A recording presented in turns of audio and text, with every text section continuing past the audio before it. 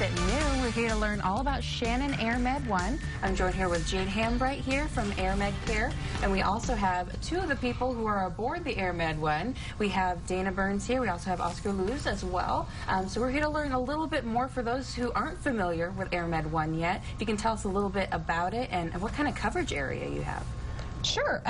Air transport, we can do interfacility or scene calls. We cover a 150-mile radius, so pretty extensive.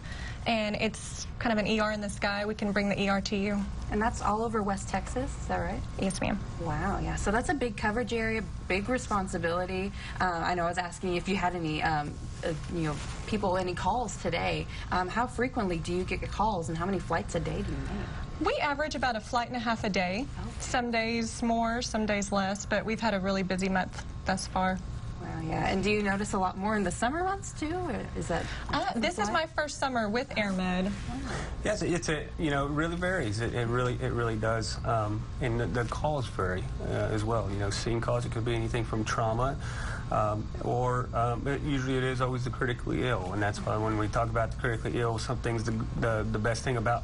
Everybody is critically care certified that's on the helicopter. We get a lot of extra training that Shannon makes sure that we have. And but with that, sometimes the helicopter is our best asset that we, when you talk about the golden hour, usually they talk that the statistics show within that golden hour, the critically ill patient gets treatment within that golden hour, their outcome is better. So, a lot of benefits from our service. Yeah, if you can tell us a bit about the team that is aboard the aircraft. I know you're the pilot, you're a nurse. If you can tell us about the entire team that's aboard that. Sure. Every flight we go out, we'll have a nurse and a medic, and our pilot, you don't want this guy flying it. So he's a medic, and so there'll be the three of us aboard each flight.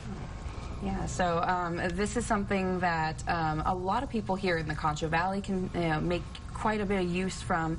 If you can kind of tell us a bit about the service, though, and how that works to be aboard the AirMed1. Yeah.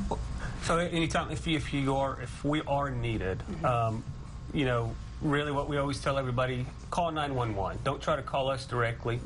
Call 911.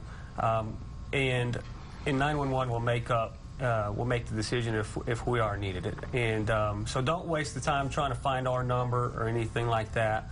Our services in our area are great, and if they know that you need our services, they're going to get us to you quick. So. And this is something that's covered by insurance too, and memberships. Well, that's a good question. The flights are expensive. These crews they're the A-team. I'll brag on them. They're awesome. We do have bases all over the country, and these bases they're like a fire station. They're open 24/7. So the flights are expensive.